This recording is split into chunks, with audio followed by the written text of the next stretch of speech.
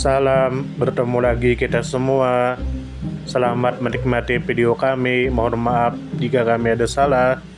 Semoga kita baik-baik saja. Salam. Sekarang masuk ke video. Sulaiman Labai, tentu saja kemungkinan tidak asing di telinga kita.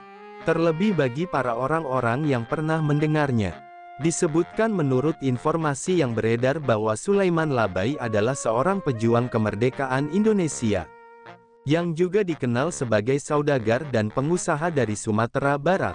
Beliau merupakan tokoh penting di Silungkang, Sumatera Barat, yang berperan dalam membangkitkan semangat nasionalisme rakyat melalui organisasi dan media. Kemudian menurut informasi yang beredar bahwa Sulaiman Labai dikenal sebagai pendiri Sarekat Islam Cabang Silungkang pada tahun 1915. Yang merupakan bagian dari gerakan nasionalis awal di Indonesia. Selain menjadi pemimpin organisasi, beliau juga memimpin Surat Kabar Panas, sebuah media massa beraliran kiri yang menjadi corong perlawanan terhadap penjajahan Belanda. Pada tahun 1918, beliau memimpin aksi perlawanan terhadap peraturan pemerintah kolonial Hindia Belanda yang melarang pengangkutan beras. Sebuah tindakan yang pada akhirnya menyebabkan penangkapannya oleh pemerintah kolonial. Kemudian menurut informasi yang beredar bahwa Sarekat Islam Cabang Silungkang didirikan oleh Sulaiman Labai pada tahun 1915. Peristiwa perlawanan terhadap larangan pengangkutan beras, yang membuatnya memaksa kepala stasiun kereta api menyerahkan 2 gerbong beras untuk rakyat yang kelaparan. Terjadi pada tahun 1918. Pada tahun itu juga, Sulaiman Labai ditangkap oleh pemerintah kolonial Hindia Belanda. Kemudian menurut informasi yang beredar bahwa seluruh aktivitas perjuangan Sulaiman Labai berlangsung di Silungkang, sebuah kota kecil di Sumatera Barat. Kota ini menjadi basis perjuangan ekonomi dan politik beliau, terutama melalui Sarekat Islam dan media massa. Kemudian menurut informasi yang beredar bahwa Sulaiman Labai melakukan perlawanan terhadap peraturan kolonial karena adanya penderitaan rakyat akibat kelaparan yang disebabkan oleh kebijakan larangan pengangkutan beras. Tindakannya mendistribusikan beras kepada masyarakat yang kelaparan mencerminkan semangat kepahlawanan dan solidaritas sosial terhadap penderitaan rakyat. Perjuangan tersebut juga didorong oleh keinginan untuk membebaskan bangsa dari ketidakadilan kolonial. Kemudian menurut informasi yang beredar bahwa Sulaiman Labai menggunakan 2 jalur perjuangan utama. Pertama, beliau memimpin Sarekat Islam Cabang Silungkang untuk membangun kesadaran kolektif dan memperkuat organisasi perlawanan rakyat terhadap penjajahan. Kedua, beliau mendirikan dan memimpin Surat Kabar Panas sebagai sarana perlawanan ideologis melalui media massa. Aksi langsung beliau yang paling heroik adalah mengambil alih 2 gerbong beras dari kepala stasiun dan membagikannya kepada rakyat yang kelaparan. Meski tindakan ini membuat beliau ditangkap oleh pemerintah kolonial, peristiwa tersebut justru meningkatkan simpati masyarakat dan memperkuat dukungan terhadap perjuangan yang beliau pimpin.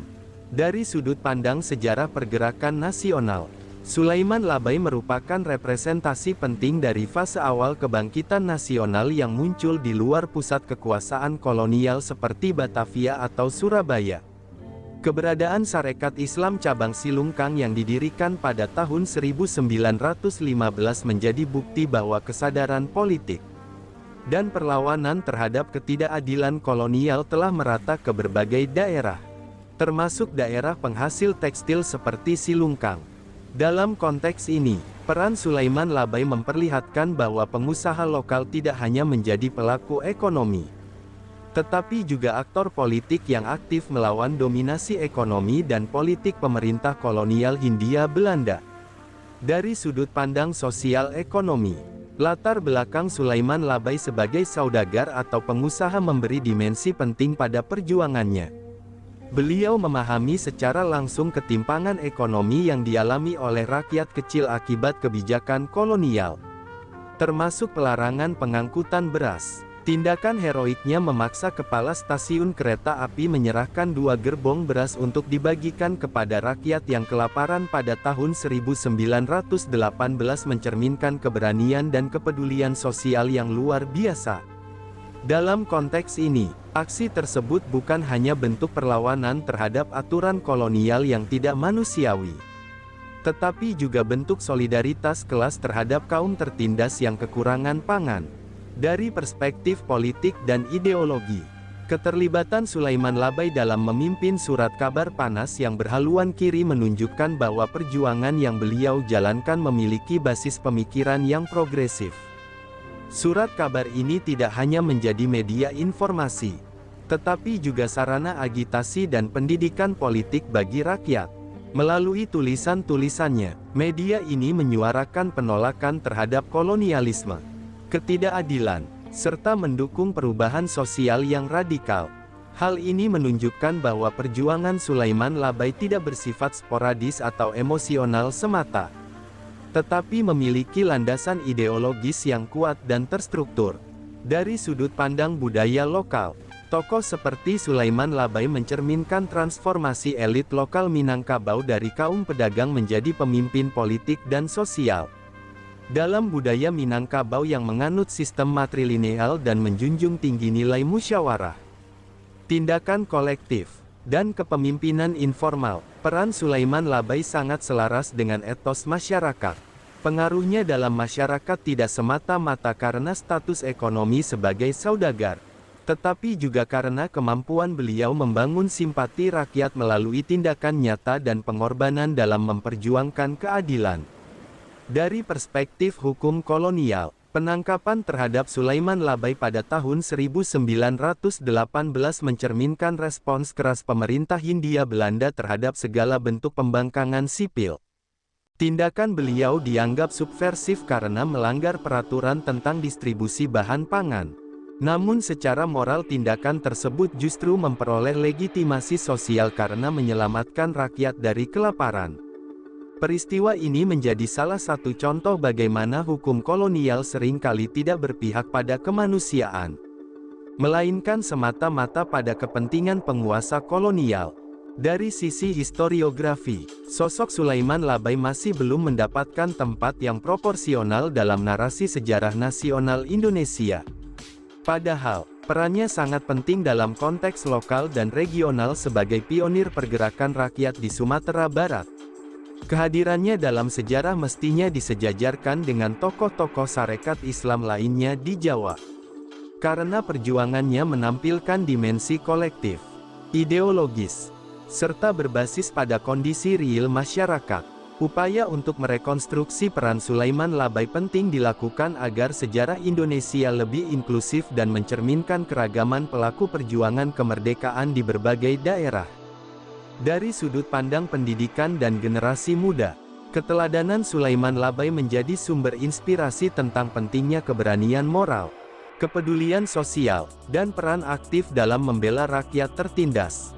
Kisah beliau relevan untuk dikenalkan dalam kurikulum sejarah sebagai contoh konkret dari perlawanan non-senjata yang dilakukan secara cerdas dan bermartabat oleh tokoh lokal terhadap ketidakadilan sistem kolonial.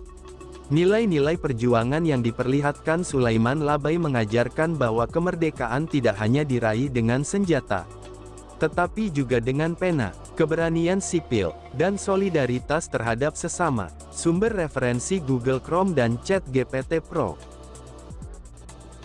Di balik kemajuan suatu bangsa, tentu kita tahu akan ada selalu sosok-sosok yang memberikan pengaruh besar, meski sering tak terlihat.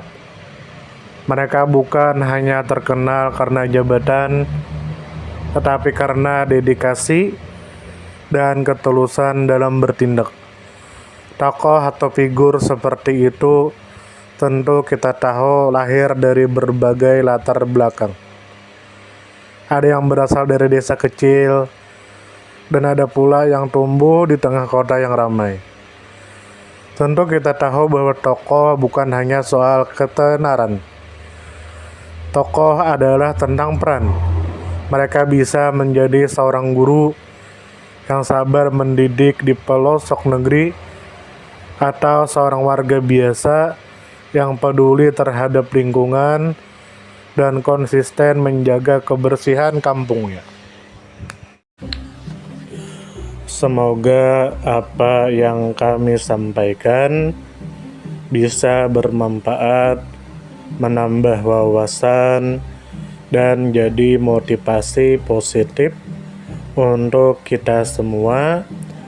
Dan tentunya semoga kita semua selalu diberikan kesehatan, selalu dilancarkan rezeki, selalu dimudahkan segala urusannya.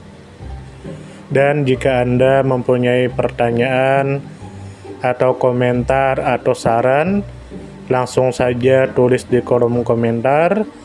Kami sangat terbuka buat masukan yang membangun supaya kedepannya bisa lebih baik lagi. Jangan lupa like, share, subscribe biar Anda tidak ketinggalan konten-konten seru dan bermanfaat. Tetap semangat, jaga kesehatan, dan terus jadi versi terbaik dari diri Anda. Sampai berjumpa di video selanjutnya. Salam hangat dari kami semua, dan selamat beraktivitas. Jika ada salah kata atau penyampaian yang kurang pas, itu murni kami pribadi yang salah. Terima kasih banyak, mohon maaf yang sebesar-besarnya. Semoga kita dan orang tua kita masuk surga, amin, salam damai.